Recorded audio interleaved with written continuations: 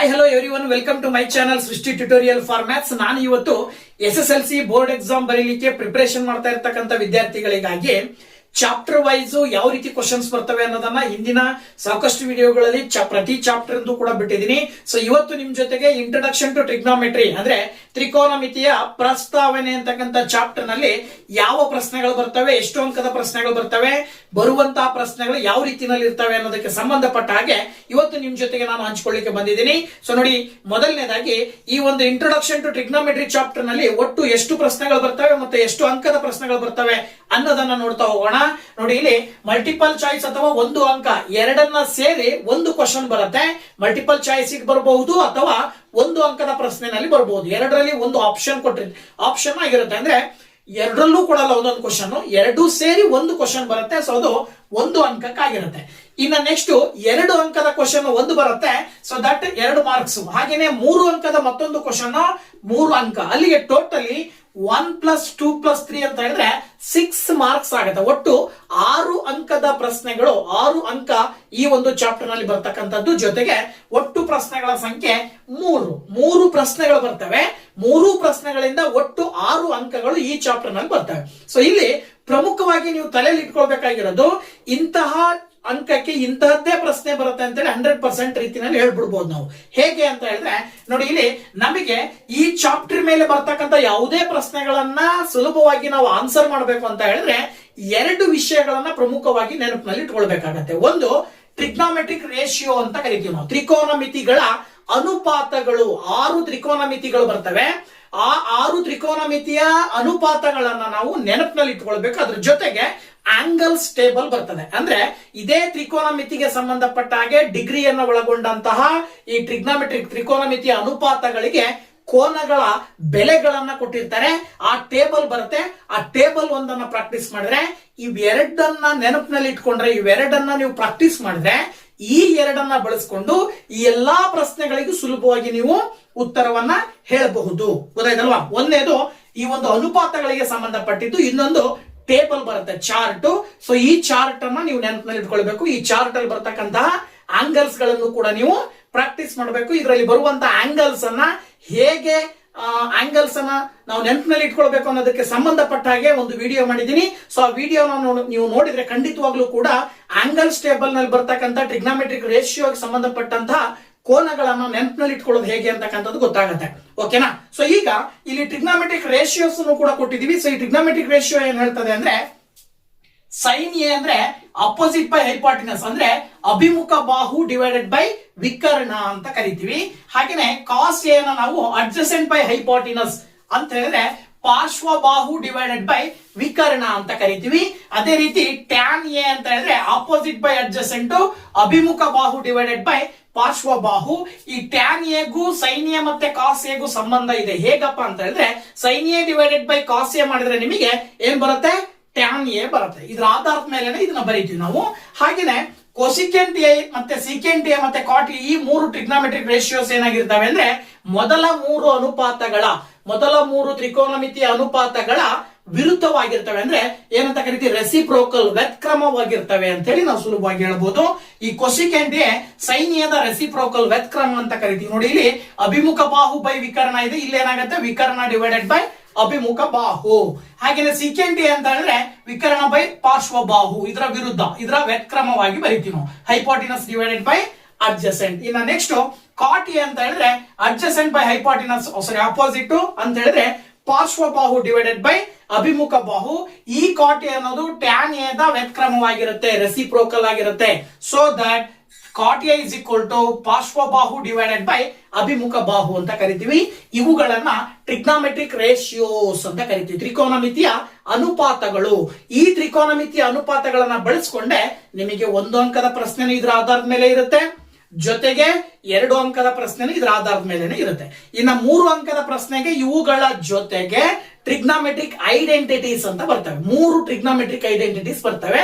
ಆ 3 trigonometric identities ಅನ್ನ ನೀವು ಪ್ರಾಕ್ಟೀಸ್ ಮಾಡಿ, ಅದೇ ಟ್ರಿಗ್ನೋಮೆಟ್ರಿಕ್ ಐಡೆಂಟಿಟೀಸಿನ ಮೇಲೆ 3 ಅಂಕದ ಒಂದು ಕ್ವಶನ್ ಇರುತ್ತೆ. ಓಕೆನಾ?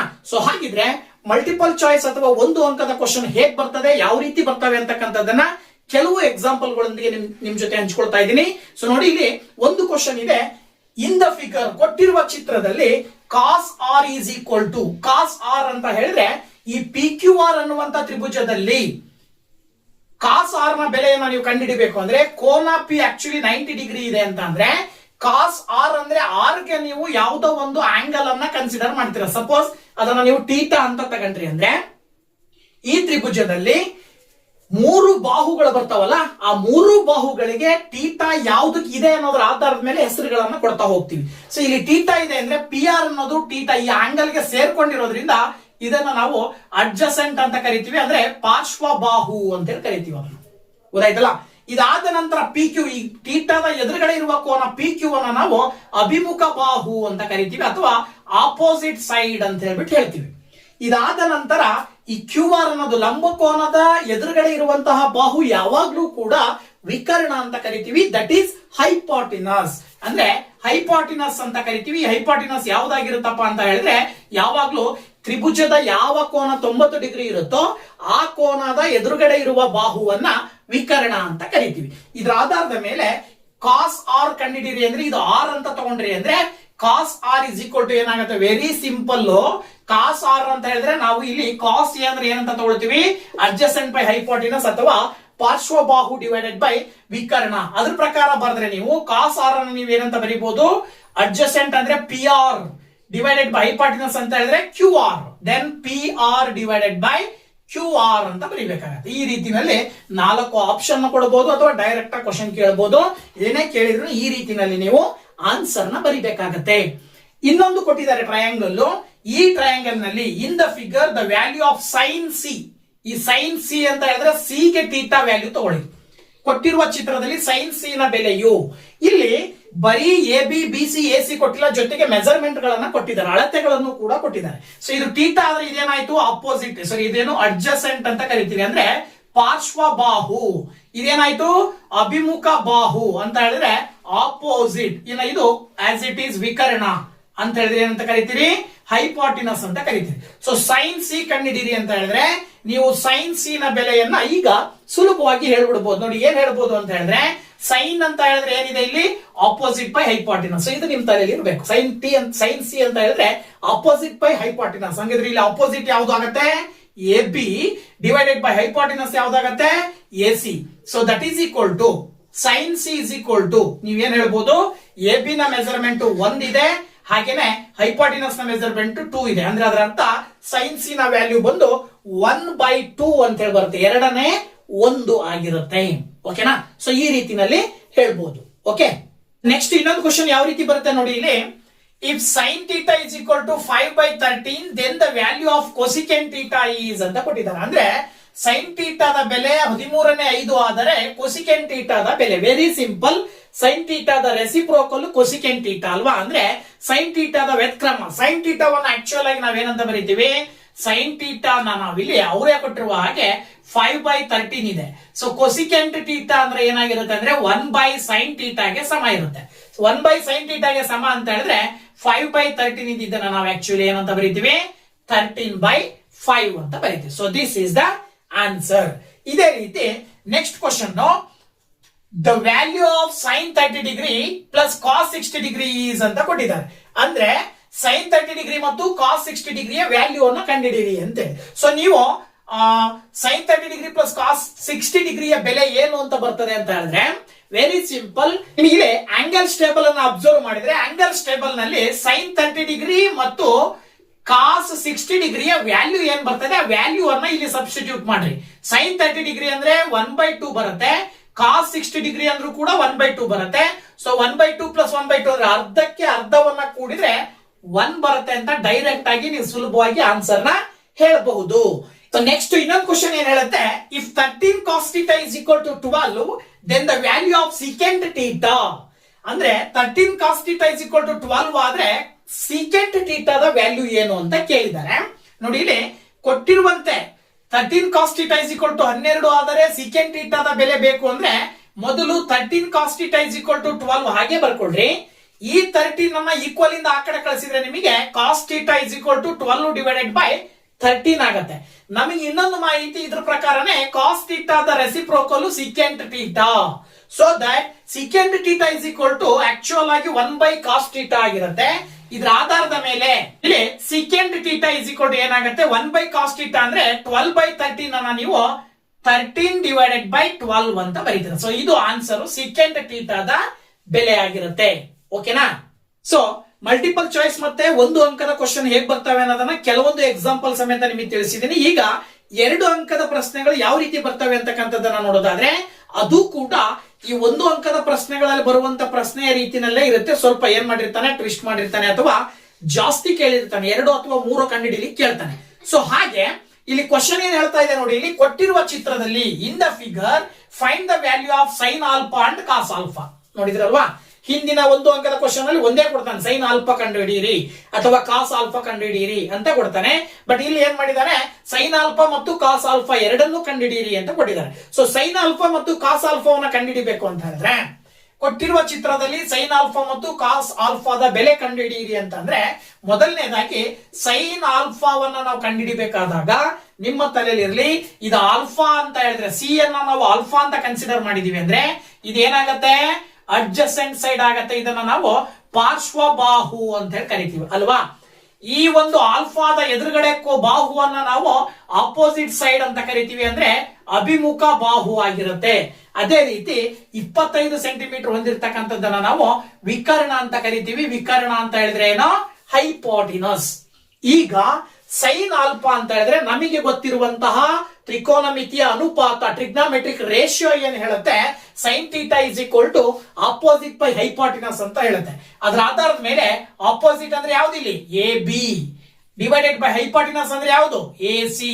So that is equal to A B by A C ಮಾಡಿದ್ರೆ ನೀವು ಎ ಬಿ ಆಕ್ಚುಯಲ್ ಆಗಿ 24 ಇದೆ, ಡಿವೈಡೆಡ್ ಬೈ ಎ ಸಿ ಎಷ್ಟಿದೆ 25. This is the answer. Sine alpha ಸಿಕ್ತು. ಇದೇ ರೀತಿ ಈಗ ನೀವು ಕಾಸ್ ಆಲ್ಫಾವನ್ನ ಕಂಡುಹಿಡಿಬೇಕು. So that cos alpha is equal to as it is ಇಲ್ಲಿ ಕಾಸ್ ಆಲ್ಫಾಗೆ ಟ್ರಿಗ್ನಾಮೆಟ್ರಿಕ್ ರೇಷಿಯೋ ಅಂದ್ರೆ ತ್ರಿಕೋನಮಿತಿಯ ಒಂದು ಅನುಪಾತ ಏನ್ ಹೇಳುತ್ತಪ್ಪ ಅಂತ ಹೇಳಿದ್ರೆ ಕಾಸ್ ಆಲ್ಫಾ ಅಂದ್ರೆ ಅಡ್ಜಸೆಂಟ್ ಬೈ ಹೈಪಾಟಿನಸ್ ಅಂದ್ರೆ ಪಾರ್ಶ್ವಬಾಹು ಡಿವೈಡೆಡ್ ಬೈ ವಿಕರ್ಣ. ಅದರ ಆಧಾರದ ಮೇಲೆ ಅಡ್ಜಸೆಂಟ್ ಅಥವಾ ಪಾರ್ಶ್ವಬಾಹು ಅಂದ್ರೆ ಬಿ ಸಿ ಅಂತ ಕರಿತೀರಿ, ವಿಕರ್ಣ ಅಂತ ಹೇಳಿದ್ರೆ A C. That is equal to B C ಅಂತ ಹೇಳಿದ್ರೆ 7 ಇದೆ, ಎ ಸಿ ಅಂತ ಹೇಳಿದ್ರೆ 25. So that this is the answer. So sine alpha ಮತ್ತು ಕಾಸ್ ಆಲ್ಫಾದ ಬೆಲೆ ಕಂಡುಹಿಡಿಯಕ್ಕೆ ಹೇಳಿದ್ರು, ಸೈನ್ ಆಲ್ಫಾ ಮತ್ತು ಕಾಸ್ ಆಲ್ಫಾದ ಬೆಲೆ ಸಿಕ್ತು. ಇದಕ್ಕೆ ಸುಲಭವಾಗಿ ನಿಮಗೆ 2 ಅಂಕಗಳನ್ನ ಪಡಿಬಹುದು. ಸೊ ದಟ್ ನೀವು ನೆನಪಲ್ಲಿ ಇಟ್ಕೊಳ್ರಿ, ಯಾವುದೇ ಕ್ವಶನ್ 2 ಅಂಕದ ಕ್ವಶನ್ ಸುಲಭವಾಗಿ ನೀವು ಆನ್ಸರ್ ಹೇಳ್ಬೇಕು ಅಂದ್ರೆ ಎರಡು ಕಡೆ ಗಮನ ಇರಬೇಕು. ಒಂದು ಟ್ರಿಗ್ನಾಮೆಟ್ರಿಕ್ ರೇಷಿಯೋ, ಇನ್ನೊಂದು ಆಂಗಲ್ ಸ್ಟೇಬಲ್. ಅರ್ಥ ಆಯ್ತಲ್ಲ? ಸೊ ಎಸ್ಪೆಷಲಿ ಹೆಚ್ಚಾಗಿ ಆಂಗಲ್ ಸ್ಟೇಬಲ್ ಗಿಂತ ಟ್ರಿಗ್ನಾಮೆಟ್ರಿಕ್ ರೇಷಿಯೋದ ಆಧಾರದ ಮೇಲೆನೆ 2 ಅಂಕದ ಕ್ವಶನ್ ಇರುತ್ತೆ. ಸೊ ಅದರ ಕಡೆಗೆ ಗಮನ ಇರಲಿ. ಓಕೆನಾ? ನೆಕ್ಸ್ಟ್ 2 ಅಂಕದ ಮತ್ತೊಂದು ಕ್ವಶನ್ ಯಾವ ರೀತಿ ಬರ್ಬೋದು ಅಂತ ಹೇಳಿದ್ರೆ, evaluate 2 tan square 45 degree plus cos square 30 degree minus sine square 60 degree ಇದರ ಬೆಲೆಯನ್ನು ಕಂಡುಹಿಡಿಯಿರಿ ಅಂತ ಸಿಂಪಲ್ ಆಗಿ ಆಂಗಲ್ ಸ್ಟೇಬಲ್ ಅನ್ನ ಬಳಸಿಕೊಂಡು ಕಂಡುಹಿಡಿಬೇಕಾಗುತ್ತೆ. ಸೊ ಮೊದಲನೇದಾಗಿ ಕೊಟ್ಟಿರುವಂತದ್ದನ್ನ as it is 2 tan square 45 degree plus cos square 30 degree minus sine square 60 degree ಬರ್ಕೊಂಡು, ಈಗ ಇಲ್ಲಿ 2 tan ಸ್ಕ್ವೇರ್ 45 ಡಿಗ್ರಿ ಅಂದ್ರೆ 2 ಇಂಟು 45 ಡಿಗ್ರಿನ ವ್ಯಾಲ್ಯೂ 1 ಬರುತ್ತೆ. ಅದಕ್ಕೆ ಸ್ಕ್ವೇರ್ ಇರೋದ್ರಿಂದ ಸ್ಕ್ವೇರ್ ಅಂತ ಬರ್ಕೊಳ್ತೀರಾ. ಅದೇ ರೀತಿ ಕಾಸ್ ಸ್ಕ್ವೇರ್ 30 ಡಿಗ್ರಿ ಅಂತ ಹೇಳಿದ್ರೆ 30 ಡಿಗ್ರಿಯ ವ್ಯಾಲ್ಯೂ ಆಕ್ಚುಲಿ √3/2 ಬರುತ್ತೆ. ಅದಕ್ಕೆ ಸ್ಕ್ವೇರ್ ಮಾಡ್ತಿದ್ದೀರಾ. ಹಾಗೇನೆ ಮೈನಸ್ ಸೈನ್ ಸ್ಕ್ವೇರ್ 60 ಡಿಗ್ರಿ ಇದೆ. ಸೊ 60 ಡಿಗ್ರಿನ ವ್ಯಾಲ್ಯೂ ಆಕ್ಚುಲಿ ಇಲ್ಲೂ ಕೂಡ √3/2 ಬರುತ್ತೆ. ಅದಕ್ಕೆ ನೀವು ಸ್ಕ್ವೇರ್ ಮಾಡ್ತಾ ಇದ್ದೀರಾ. ಓಕೆನಾ? ನೋಡಿ, ಈಗ ಸಿಂಪ್ಲಿಫೈ ಮಾಡಿದ್ರೆ ನಿಮಗೆ 1 ಅನ್ನ ಸ್ಕ್ವೇರ್ ಮಾಡಿದ್ರೆ 1 ಬರುತ್ತೆ, 1 ಇಂಟು 2 ಮಾಡಿದ್ರೆ 2. ಓಕೆ, ಇಲ್ಲಿ ಸ್ವಲ್ಪ ಅಬ್ಸರ್ವ್ ಮಾಡಿದ್ರೆ ಪ್ಲಸ್ √3/2 ಹೋಲ್ ಸ್ಕ್ವೇರ್ ಇದೆ, ಈ ಕಡೆ ಮೈನಸ್ √3/2 ಹೋಲ್ ಸ್ಕ್ವೇರ್. ಇವೆರಡು ಕ್ಯಾನ್ಸಲ್ ಆಗತ್ತೆ. ಫೈನಲ್ ಆನ್ಸರ್ ನಿಮಗೆ 2 ಬರ್ತದೆ. ವೆರಿ ಸಿಂಪಲ್ ಆಗಿ ವ್ಯಾಲ್ಯೂ ಸಬ್ಸ್ಟಿಟ್ಯೂಟ್ ಮಾಡಿ ಅಂಕವನ್ನ ಪಡಿಬಹುದು. ನೀವು ಆಂಗಲಿನ ಬೆಲೆಗಳನ್ನ ಹಾಕಿದ್ರೆ 1 ಮಾರ್ಕ್ಸ್, ಫೈನಲೈಸ್ ಮಾಡಿ ಕೊನೆ ಆನ್ಸರ್ ನ ಬರೆದ್ರೆ 1 ಮಾರ್ಕ್ಸ್. 2 ಅಂಕ ಸುಲಭವಾಗಿ ಸಿಗುತ್ತೆ. ಗೊತ್ತಾಯ್ತಲ್ವಾ? ಇದೇ ರೀತಿ ಇನ್ನೊಂದು ಕ್ವಶನ್ 2 ಅಂಕಕ್ಕೆ ಹೇಗೆ ಬರ್ಬೋದು, if 3√3 tan theta is equal to 1 and theta is an acute angle, find the value of sin 3 theta plus cos 2 theta ಅಂತ ಕೊಟ್ಟಿದ್ದಾರೆ. ಅಂದ್ರೆ √3 into tan theta is equal to 1, ಹಾಗೇನೆ ಥೀಟಾವು ಲಘು ಕೋನವಾಗಿದ್ದರೆ ಸೈನ್ 3θ ಪ್ಲಸ್ ಕಾಸ್ 2θದ ಬೆಲೆಯನ್ನು ಕಂಡುಹಿಡಿಯಿರಿ ಅಂತ ಕೊಟ್ಟಿದ್ದಾರೆ. ನೋಡಿ ಇಲ್ಲಿ ಏನ್ ಮಾಡ್ಬೋದು ಇದಕ್ಕೆ ಆನ್ಸರ್ ಅಂತ ಹೇಳಿದ್ರೆ, ನೋಡಿ ಇಲ್ಲಿ ಮೊದಲು ಸೈನ್ 3θ ಫಸ್ಟ್ ಇಲ್ಲಿ ಇದನ್ನ ಕೊಟ್ಟಿರ್ತಕ್ಕಂಥದ್ದನ್ನು ತಗೊಂಡ್ರೆ √3 tan θ is equal to 1 ಅಂತಿದೆ ಅಲ್ವಾ. So √3 tan θ is equal to 1 ಆದ್ರೆ tan θ is equal to √3 ನ ಈಕ್ವಲ್ ಇಂದ ಆ ಕಡೆ ಕಳಿಸಿದ್ರೆ 1/√3 ಬರುತ್ತೆ.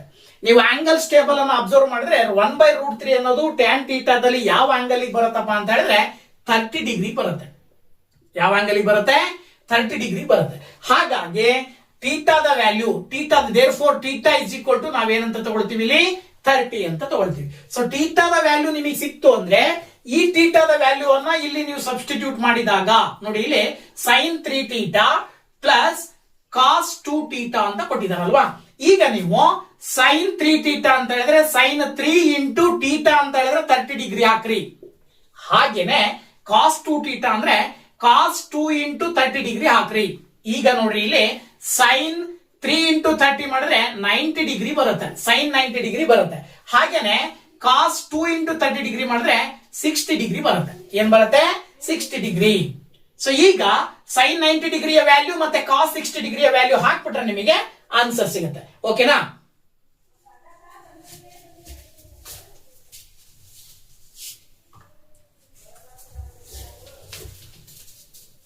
ಸೊ ಸೈನ್ 90 ಡಿಗ್ರಿಯ ವ್ಯಾಲ್ಯೂ ಏನು ಅಂತ ಹೇಳಿದ್ರೆ ಆಕ್ಚುಲಿ 1 ಬರುತ್ತೆ. ಹಾಗೇನೆ ಕಾಸ್ 60 ಡಿಗ್ರಿಯ ವ್ಯಾಲ್ಯೂ ಏನ್ ಬರುತ್ತೆ? 1/2 ಬರುತ್ತೆ. ಸೊ ನೀವು ಇದಕ್ಕೆ LCM ತಗೊಂಡ್ರೆ ಅಂದ್ರೆ 2 LCM ಬರುತ್ತೆ. 1 2 2 ದೆನ್ 1 2 2 ಮಾಡಿದ್ರೆ ಮೇಲ್ಗಡೆ +1 ಆಡ್ ಮಾಡ್ರಿ 2 + 1 3 ಬರುತ್ತೆ, ಕೆಳಗಡೆ 2. So that sine 3θ plus cos 2θ the value ಬಂದು 3/2 ಬರ್ತಾ ಇದೆ. This is the answer. ಓಕೆನಾ? ಸೊ ಇಲ್ಲಿ 2 ಅಂಕದ ಕ್ವಶನ್ಸ್ ಅನ್ನ ಕೆಲವೊಂದು ಎಕ್ಸಾಂಪಲ್ಸ್ ಜೊತೆಗೆ ನಿಮ್ ಜೊತೆ ಹಂಚ್ಕೊಂಡಿದ್ದೀನಿ. ಸೊ ಇಷ್ಟ ಆಗಿದೆ ಅನ್ಕೊಂಡಿದ್ದೀನಿ. ನೆಕ್ಸ್ಟ್ 3 ಅಂಕದ ಪ್ರಶ್ನೆಗಳು ಯಾವ ರೀತಿ ಬರ್ತವೆ, ಆ 3 ಅಂಕದ ಪ್ರಶ್ನೆಗಳನ್ನ ಹೇಗೆ ಸಾಲ್ವ್ ಮಾಡೋದು ಅನ್ನೋದನ್ನ ನೋಡೋಣ. ಓಕೆನಾ? ಇನ್ನ 3 ಅಂಕದ ಕ್ವಶನ್ ನೋಡಿದ್ರೆ 3 ಅಂಕದ ಕ್ವಶನ್ ನಿಮಗೆ ಡೈರೆಕ್ಟ್ ಆಗಿ ಏನ್ ಮಾಡ್ತಾನೆ ಅಂದ್ರೆ 2 ಕ್ವಶನ್ ಕೊಡ್ತಾನೆ ಆಪ್ಷನ್.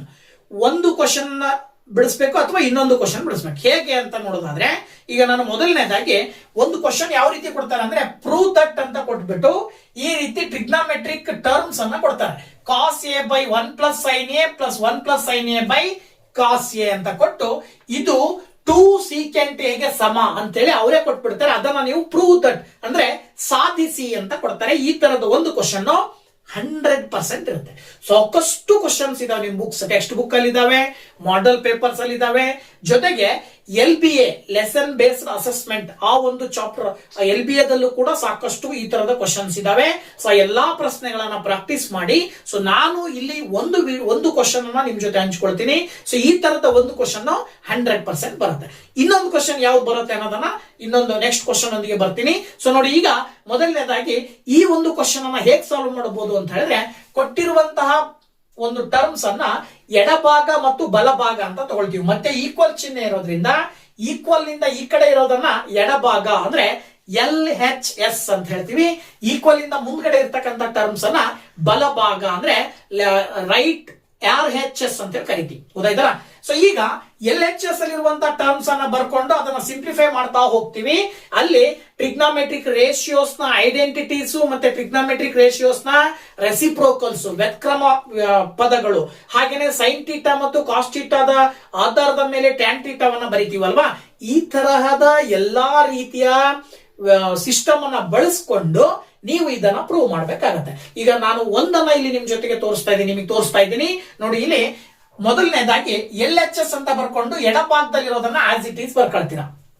ಈಗ ಇಲ್ಲಿ ಏನ್ ಮಾಡ್ಬೇಕು ಅಂದ್ರೆ ಇದು ಒಂದು ಭಿನ್ನ ರಾಶಿ, ಇದು ಒಂದು ಭಿನ್ನ ರಾಶಿ ಅಂತ ತಗೊಂಡ್ರೆ ನೀವು ಗಣಿತದಲ್ಲಿ ಭಿನ್ನ ರಾಶಿಗಳನ್ನ ಕೂಡಬೇಕಾದ್ರೆ ಛೇದಗಳು ಬೇರೆ ಬೇರೆ ಇದ್ದಾಗ ಏನ್ ಮಾಡ್ತೀರಾ, ಲಾಸ ತಗೊಳ್ತೀರಲ್ವಾ. ಹಾಗೆ ಇಲ್ಲಿ 1 + sin a ಮತ್ತು cos a ಗೆ ಲಾಸ ತಗೊಂಡ್ರೆ ಆಕ್ಚುಲಿ ಅಲ್ಲಿ ಏನ್ ಬರುತ್ತೆ ಅಂದ್ರೆ 1 + sin a into cos A ಅಂತ ಬರುತ್ತೆ. ಮಲ್ಟಿಪ್ಲಿಕೇಶನ್ ಮಾಡ್ತಿದ್ದೀರಾ. ಇದನ್ನ ಮಲ್ಟಿಪ್ಲಿಕೇಶನ್ ಮಾಡಿದ್ರೆ ಕೆಳಗಡೆ ಇರುವ ಡಿನಾಮಿನೇಟರ್ ಅಂದ್ರೆ ಮೇಲ್ಗಡೆ ಇರುವ ನ್ಯೂಮರೇಟರ್ ನ ಈ ಪದದ ನ್ಯೂಮರೇಟರ್ ನ ಈ ಪದದ ಡಿನಾಮಿನೇಟರ್ ನ ಜೊತೆಗೆ ಗುಣಾಕಾರ ಮಾಡಿ ಬರಿಬೇಕು. ಅಂದ್ರೆ cos A into cos A multiply ಮಾಡಿದ್ರೆ ಕಾಸ್ ಸ್ಕ್ವೇರ್ ಎ ಬರುತ್ತೆ.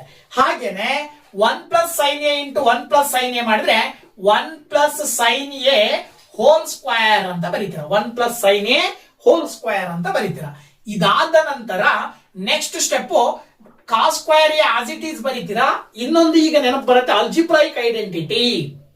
ಆಲ್ಜಿಬ್ರಾಯಿಕ್ ಐಡೆಂಟಿಟಿ ಏನ್ ಹೇಳುತ್ತೆ, a plus b whole square is equal to a square plus b square plus 2ab.